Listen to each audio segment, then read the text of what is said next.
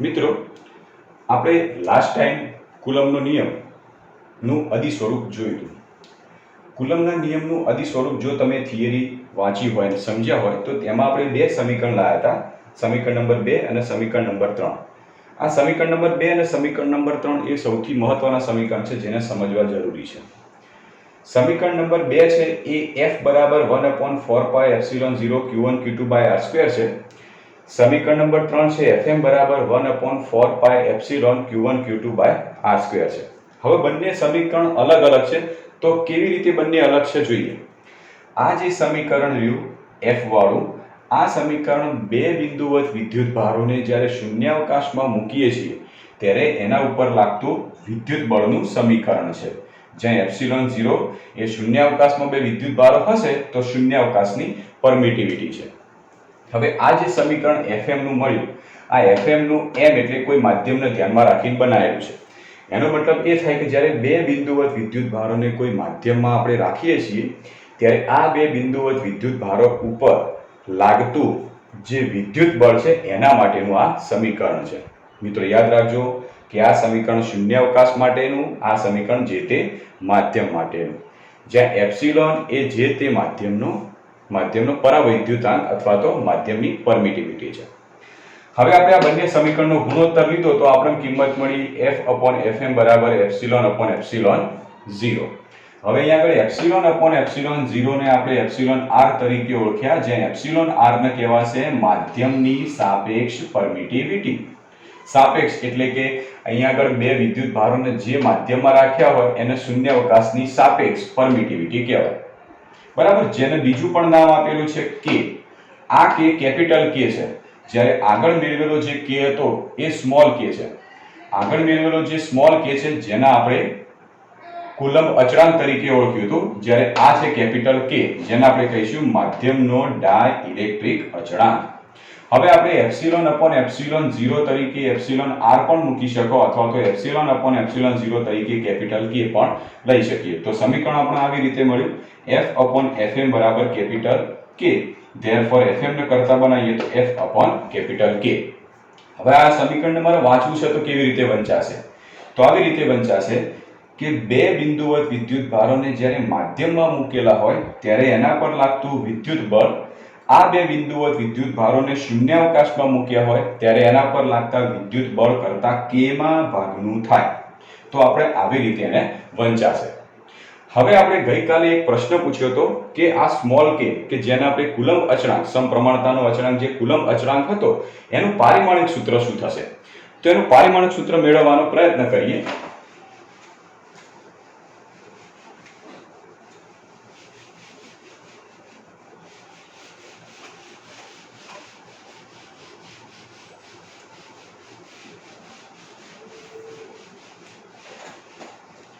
Okay, ગઈકાલે આપણે એક સમીકરણ લાયા હતા કે f બરાબર k q1 q2 by r².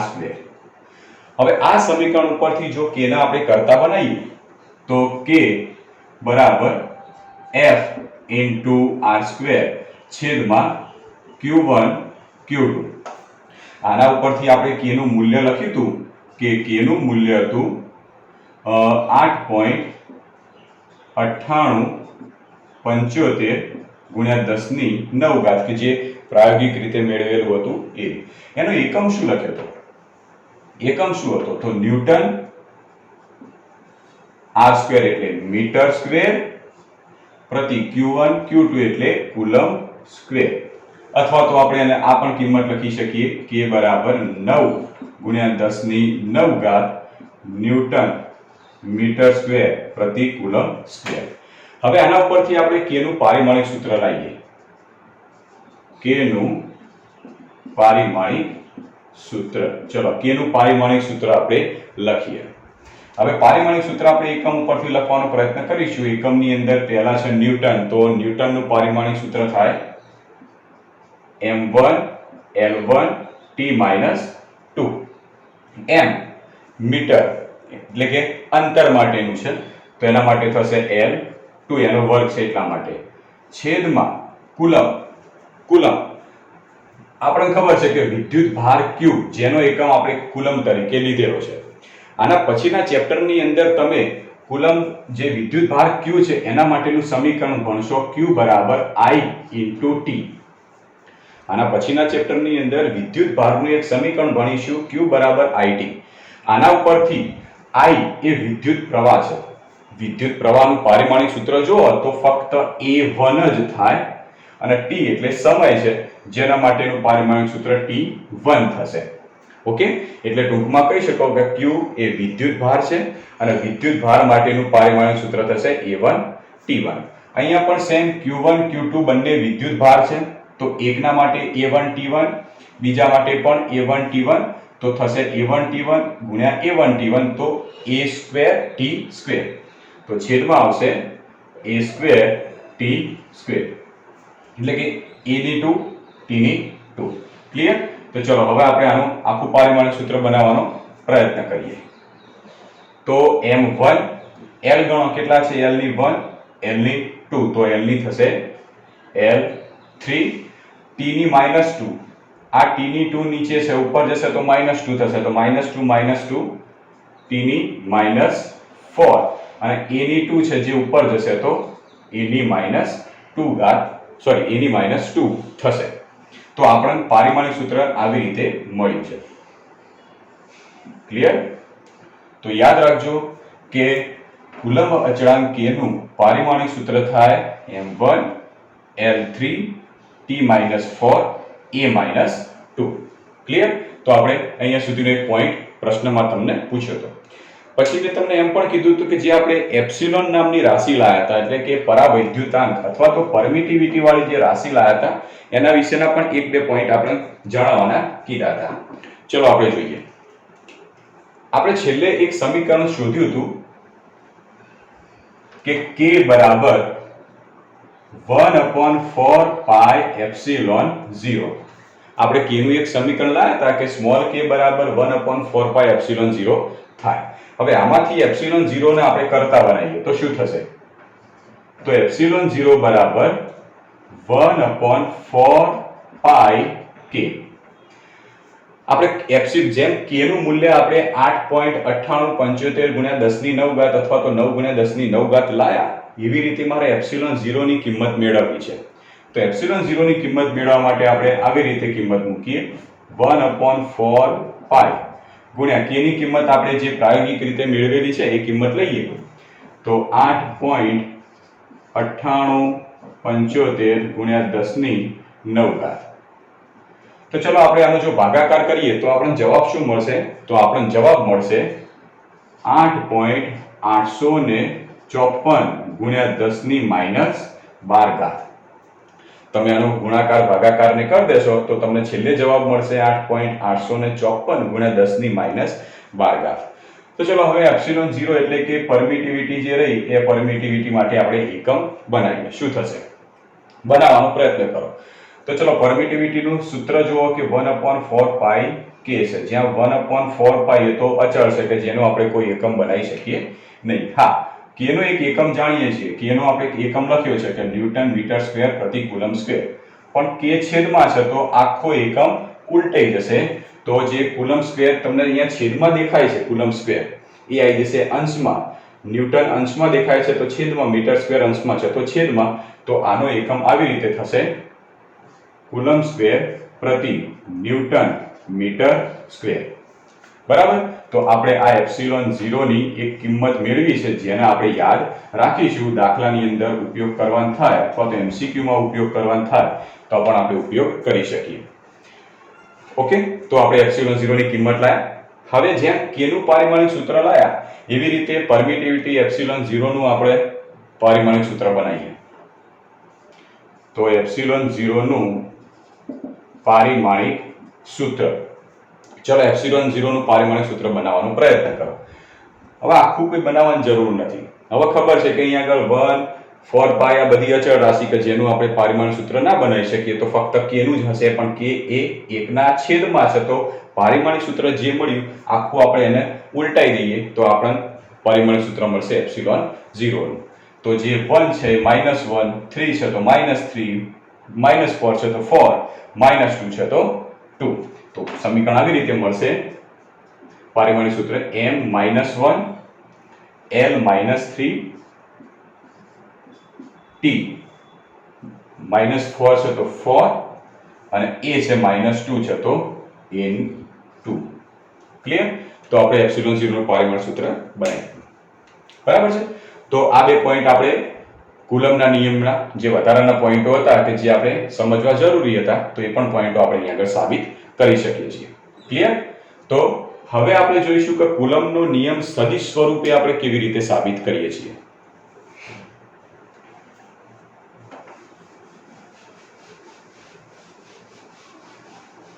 આ જે થિયરી હતી એ કુલમના નિયમના અદિશ સ્વરૂપની હતી. યાદ રાખજો કે જેના અંદર ફક્ત બે વિદ્યુત ભારો વચ્ચે લાગતું જે બળ હતું એ બળનું મૂલ્ય જ દર્શાવતી આ થિયરી હતી.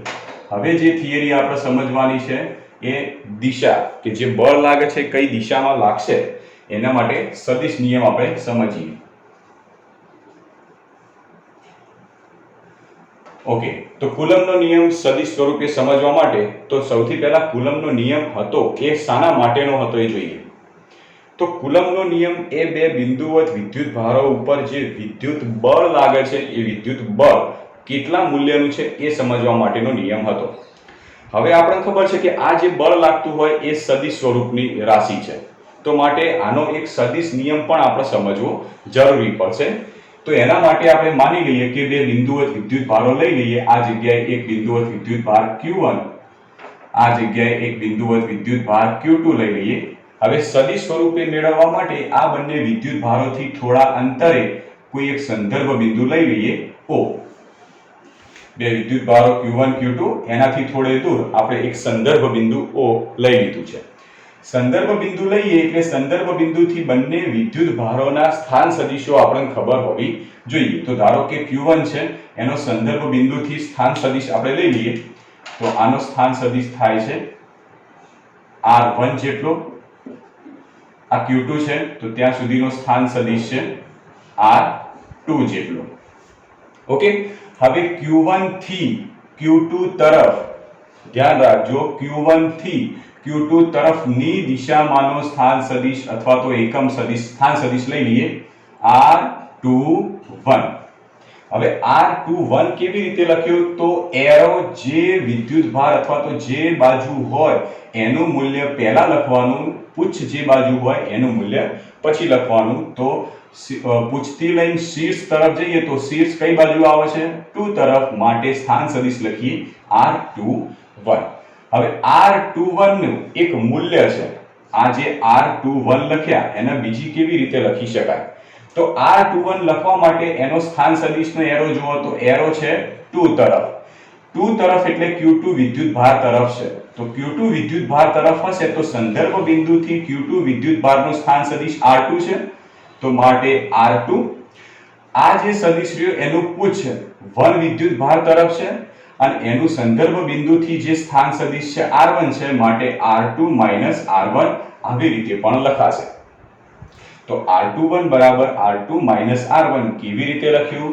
તો જે સ્થાન સદિશ હતો આ સ્થાન સદિશનું શીર્ષ વાળો ભાગ જે બિંદુ ઉપર હતો તો 2 નંબરના બિંદુ ઉપર હતો, તો આ 2 નંબરના બિંદુનું સંદર્ભ બિંદુથી જે સ્થાન સદિશ હતો એ પહેલા લખાશે, ઓછા આ જે સદિશનો પુચ્છવાળો ભાગ હતો એ 1 નંબર ઉપર હતો એનો સંદર્ભ બિંદુથી સ્થાન સદિશ R1 હતો, માટે -R1. તો R21 બરાબર R2 - R1 આપણે લખી શકીએ. તો R2 - R1. ક્લિયર? ઓકે, હવે આપણને ખબર છે કે કુલમનો નિયમ તો વાસ્તવમાં શું છે કે બે બિંદુવત વિદ્યુત ભારો ઉપર બળ લાગતું હોય એ બળ ચકાસવા માટેનો છે. માની લઈએ કે આ બંને વિદ્યુત ભાર Q1 અને Q2 સમાન વિદ્યુત ભાર છે. સમાન એટલે બંને ક્યાં તો ધન છે અથવા તો બંને ઋણ છે, એક સમાન છે. હવે ખબર છે કે બંને સમાન વિદ્યુત ભારો હોય તો સમાન વિદ્યુત ભારો વચ્ચે અપાકર્ષણ થાય, એટલે કે બંને પરસ્પર વિરુદ્ધ દિશામાં ખસવાનો પ્રયત્ન કરે. વિરુદ્ધ દિશામાં ખસે એટલે Q2 ઉપર આ દિશામાં, Q1 ઉપર આ દિશામાં બળ લાગતું હશે. તો Q2 વિદ્યુત ભાર રહ્યો એના ઉપર આ દિશામાં બળ લાગશે. એટલે ટૂંકમાં એમ કહી શકો કે Q2 પર Q1 ના લીધે બળ આ દિશામાં લાગશે. એવી જ રીતે Q1 પર Q2 ના લીધે બળ આવી દિશામાં લાગશે.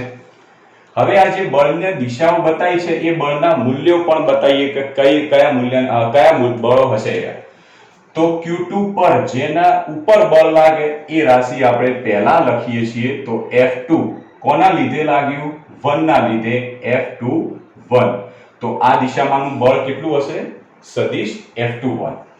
એવી જ રીતે Q1 વિદ્યુત ભાર પર Q2 ના લીધે બળ લાગે છે. તો કોના ઉપર લાગે છે? Q1 પર. તો જેના ઉપર લાગે છે એ પહેલા લખીએ. કોના લીધે લાગે છે? 2 ના લીધે. તો 2 ના લીધે લાગે છે માટે પછી લખીએ. તો આ યાદ રાખજો કે F21 એટલે 1 ના લીધે 2 પર લાગતું બળ. જેના ઉપર લાગતું હોય એ F ની નજીકમાં સંજ્ઞા બતાવીશું. એ જ રીતે F12 એટલે 2 ના લીધે 1 પર લાગતું બળ. તો આપણે આવી રીતે બે વિદ્યુત ભારો પર પરસ્પર વિરુદ્ધ દિશામાં જે બળ લાગ્યા છે એ બળ આપણે દર્શાવી દીધા છે. ક્લિયર? ઓકે. તો આપણે એક આકૃતિની અંદર કયા કયા બળો લાગ્યા છે એ બળો આપણે અહીં આગળ દર્શાવી દીધા છે. હવે આપણે થિયરીની સાબિતી આપીએ. કુલમ્બના નિયમનું જે વિધાન છે એ વિધાન તો એક જ છે, પણ ખાલી કુલમ્બનો નિયમ સદિશ અને અદિશ બંને સ્વરૂપે અલગ અલગ રીતે તારવેલો છે. વિધાન તો એક જ છે. એક જ એટલે કે બે વિદ્યુત ભારો ઉપર લાગતું બળ વિદ્યુત ભારોના મૂલ્યના ગુણાકારના સમપ્રમાણમાં એમની વચ્ચેના અંતરના વર્ગના વ્યસ્ત પ્રમાણમાં. વિધાન તો સમાન છે, પણ અદિશ અને સદિશની સાબિતી ખાલી આપણે અલગ અલગ રીતે આપવાની થાય. તો સૌથી પહેલા આપણે લઈએ કે અહીંયા આગળ બે અલગ અલગ પ્રકારના બળ લાગતા હોવાથી સૌથી પહેલા Q2 ઉપર Q1 ના લીધે જે બળ લાગે છે F21, પહેલા આપણે એના વિશેની માહિતી લઈ લઈએ. સૌથી પહેલા Q2 ઉપર Q1 ના લીધે જે બળ લાગે છે એને આપણે F21 કીધું છે, એના વિશેની ટોટલ માહિતી આપણે સાબિત કરી દઈએ. તો સૌથી પહેલો કયો પોઈન્ટ સાબિત કરીશું? વિદ્યુત ભાર Q2 પર Q1 ના લીધે લાગતું વિદ્યુત બળ. હવે Q2 ઉપર જેના પર લાગતું હોય એ આપણે બળની નજીકમાં લખીએ છીએ. કોના લીધે? 1 ના લીધે. તો F21. ચલો સદિશ F21 મેળવવા છે. સદિશ F21 કેવી રીતે મેળવીએ? તો જ્યારે બળની સદિશ સ્વરૂપમાં માહિતી મેળવતા હોઈએ ત્યારે કેવી રીતે લખાશે?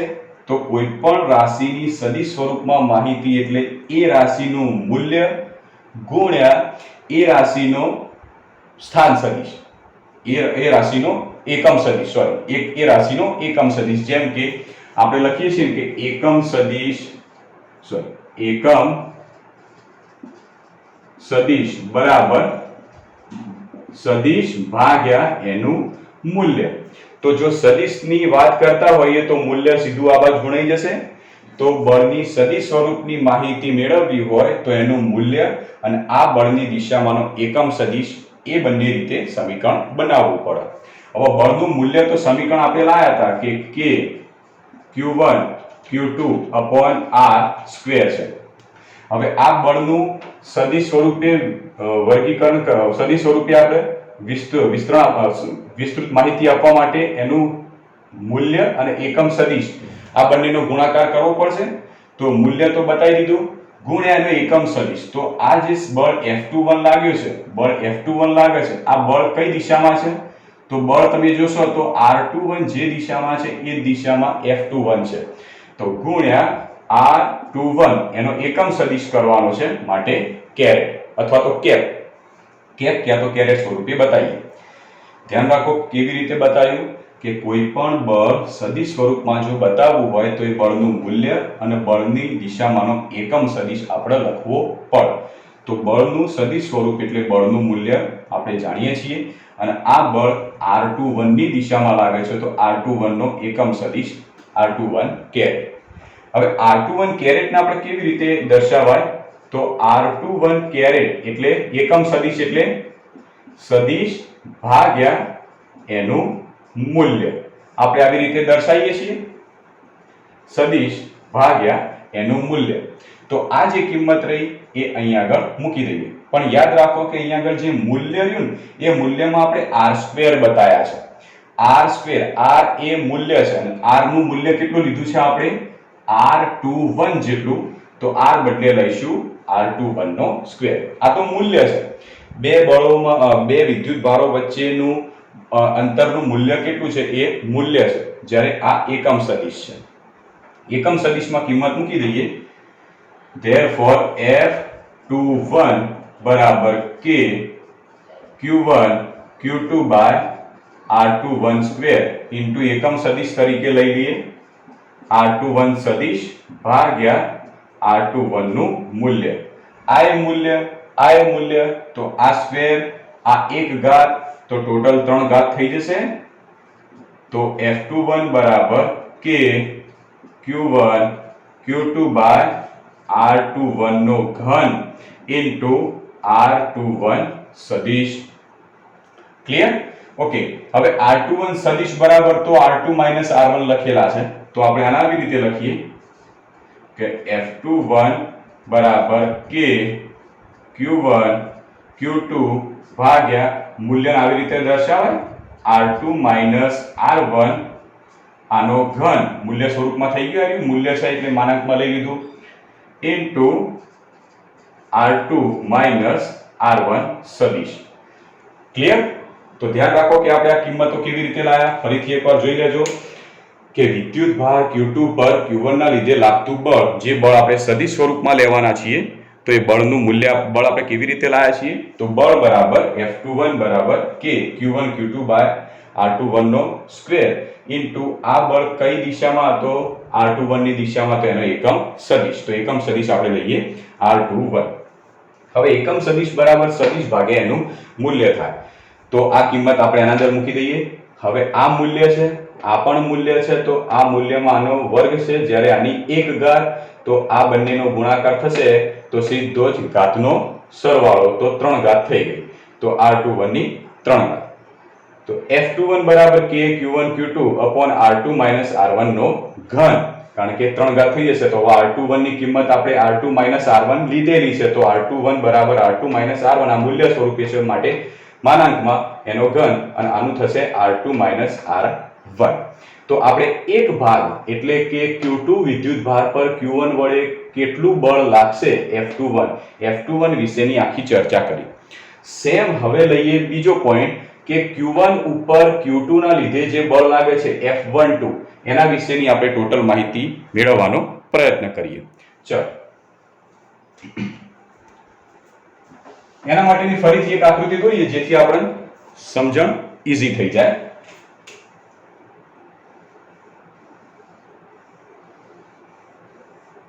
ઓકે, સૌથી પહેલા બે બિંદુવત વિદ્યુત ભારો Q1 અને Q2 લઈ લઈએ.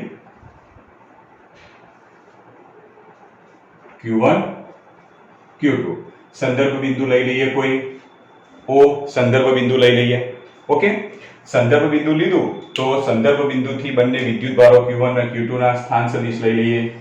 ધારો કે આનો સ્થાન સદિશ લઈ લઈએ R1, આનો સ્થાન સદિશ લઈ લઈએ આપણે R2. હવે જો આપણે F21 ની ચર્ચા કરવા માટે આપણે જે Q1 થી Q2 તરફની દિશામાંનો સ્થાન સદિશ લીધો તો R21. હવે F12 ની ચર્ચા કરવા માટે Q2 થી Q1 તરફની દિશામાંનો સ્થાન સદિશ લઈએ. Q2 થી Q1 તરફની દિશામાં, તો જેના તરફ આવતો હોય, એરો જેના તરફ આવતો હોય એ દિશામાંનો સ્થાન સદિશ પહેલા લખાય, એની કિંમત પહેલા લખાય. તો Q1 તરફ આવે છે માટે R12. તો R12 બરાબર શું થશે? સૂત્રથી શું થશે? R12 બરાબર જેમ R21 બરાબર R2 R1, અથવા તો ટૂંકમાં એક યાદ રાખવાનું કે આની સાથે પહેલી રાશિ હોય 2 માઈનસ બીજી રાશિ 1. તો એ જ રીતે R12 હોય તો કેવી રીતે લખાય? R1 minus R2. કેવી રીતે લખાય છે તો મેં તમને સમજાવીશું, પણ આપણે શોર્ટમાં સીધું ઝડપથી લખવું હોય તો આવી રીતે લખી શકીએ. ક્લિયર? તો R12 બરાબર શું થયું? R1 minus R2. હવે અહીંયા જો કે પહેલા આપણે ચર્ચા કરી F21 બળની.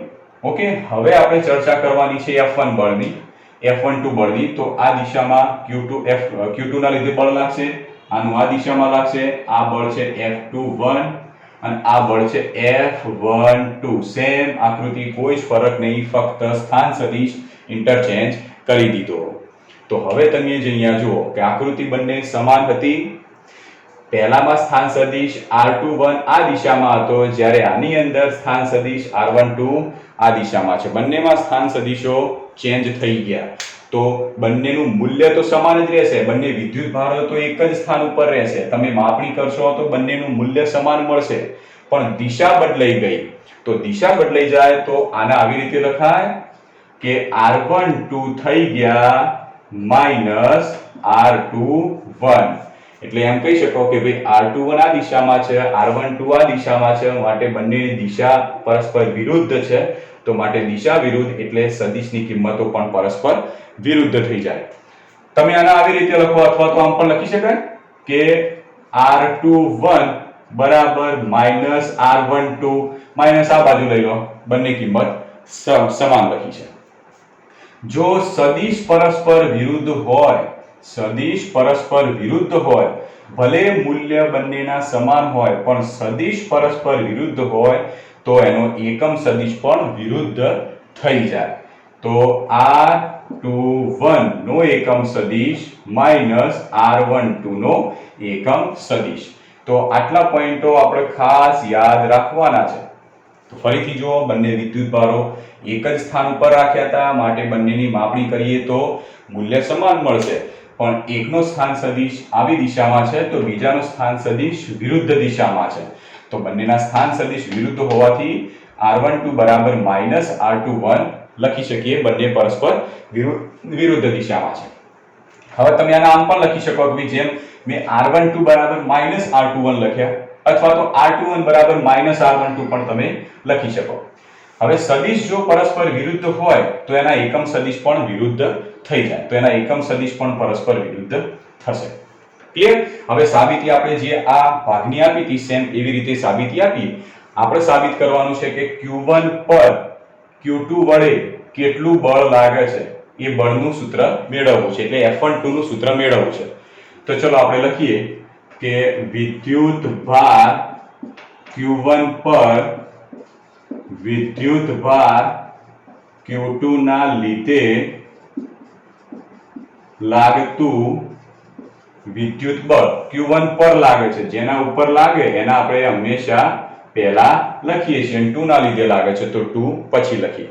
જેમ અહીંયા આગળ સદિશ એટલે સદિશનું મૂલ્ય ગુણ્યા આ સદિશ, જે સદિશનો એકમ સદિશ. તો અહીંયા આગળ પણ સદિશ બળ F12 એટલે F12 બરાબર સદિશનું મૂલ્ય, બળનું મૂલ્ય કેટલું છે કે Q1 Q2 બાય R² જેટલું. અને F12 કઈ દિશામાં છે? F12 એ R12 જે દિશામાં છે એ જ દિશામાં છે, માટે R12 નો એકમ સદિશ. અહીંયા આગળ તમે R12 લીધું છે, માટે અહીંયા આગળ પણ અંતર લઈ લઈએ R12, કારણ કે આ બંને વચ્ચેનું અંતર R12 જેટલું આપણે લીધેલું છે. હવે ખબર છે કે ભાઈ આ જે R12 કેપ રહ્યા, R12 કેપ અથવા તો R12 કેરેટ, તો R12 કેરેટ બરાબર શું લખાય? R12 સદિશ ભાગ્યા R12 સદિશનું મૂલ્ય. ક્લિયર? તો આ કિંમત આપણે આના અંદર લખી દઈએ. therefore F12 સદિશ બરાબર K Q1 Q2 ભાગ્યા R12 સ્ક્વેર ઇન્ટુ R12 સદિશ ભાગ્યા R12 સદિશનું મૂલ્ય. આ પણ મૂલ્ય બંને મૂલ્ય છે, માટે આની 2 ઘાત આની 1 ઘાત, તો કુલ કેટલી ઘાત થઈ? 3 ઘાત. તો F12 સદિશ બરાબર K Q1 Q2 upon R12 નો ઘન થઈ જશે, અને ઉપર સદિશ R12 એમના એમ રહેશે. હવે R12 સદિશ R12 બરાબર R1 R2 લખી દઈએ. તો સમીકરણ આવી રીતે લખીએ, F12 સદિશ બરાબર K Q1 Q2 R12 બરાબર R1 R2, આનું મૂલ્ય એનો ઘન ગુણ્યા R1 R2 સદિશ. ક્લિયર? તો અહીંયા આગળ પણ તમને કિંમત એક મળી, અહીંયા આગળ પણ તમને એક કિંમત મળી. બંને બળોના તમે મૂલ્યો જોશો તો મૂલ્યો સમાન છે, પણ ખાલી એનો સ્થાન સદિશ એકમ સદિશ ખાલી એનો બદલાય છે. ક્લિયર?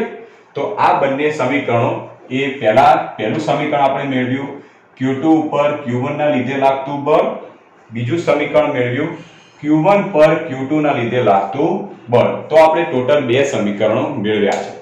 હવે આ બંને સમીકરણમાંથી બે સમીકરણો લઈએ, એક આર્ય સમીકરણ લઈએ જેને આપણે સમીકરણ નંબર 1 કહી દઈએ, એક આર્ય સમીકરણ લઈએ જેને આપણે સમીકરણ નંબર 2 કહી દઈએ.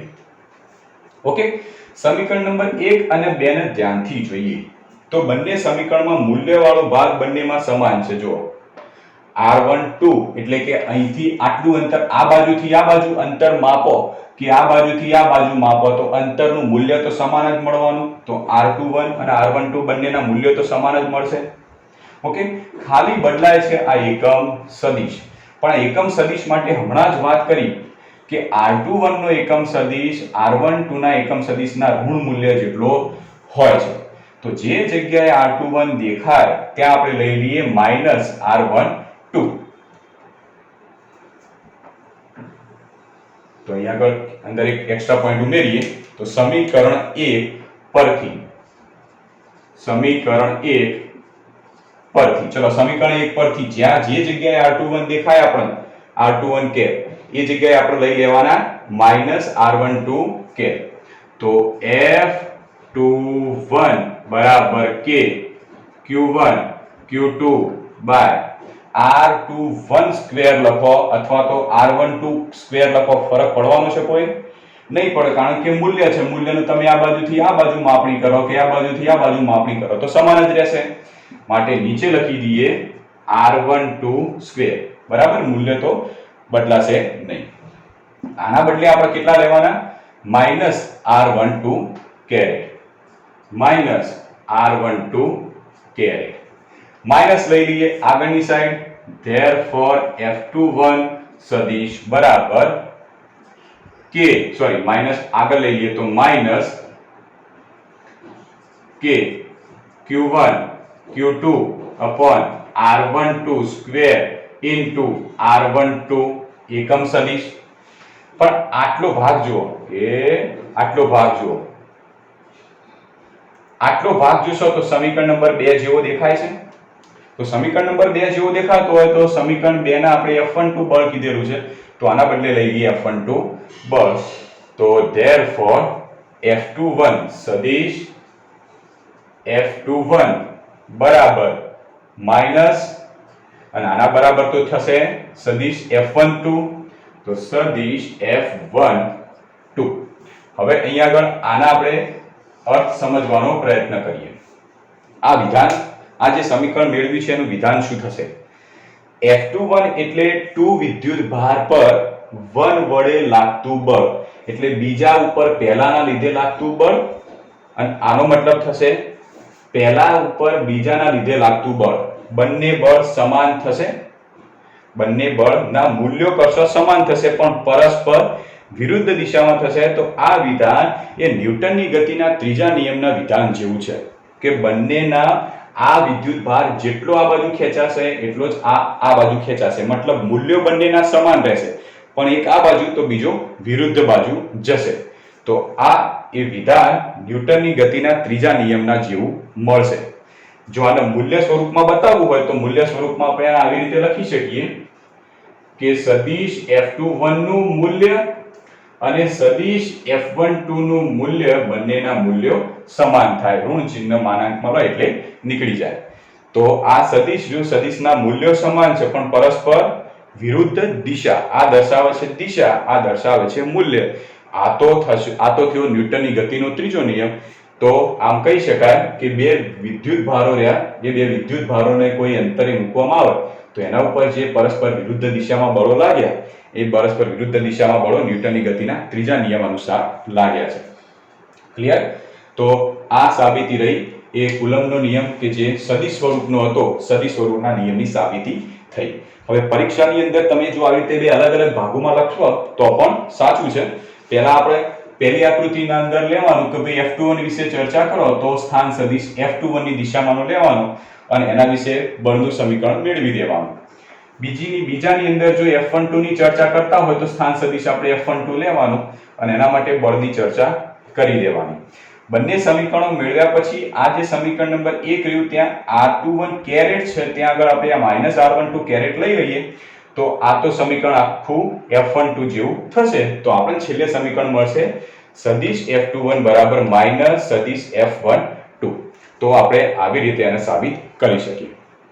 યાદ રાખજો મિત્રો કે આ થિયરીની સાબિતી આપણે બે વિદ્યુત ભારો સમાન હોય એના માટેની આપેલી છે. સમાનનો મતલબ બંને ઋણ વિદ્યુત ભારો હોય કે આ તો બંને ધન વિદ્યુત ભારો હોય એના માટે. કારણ કે બંને ઋણ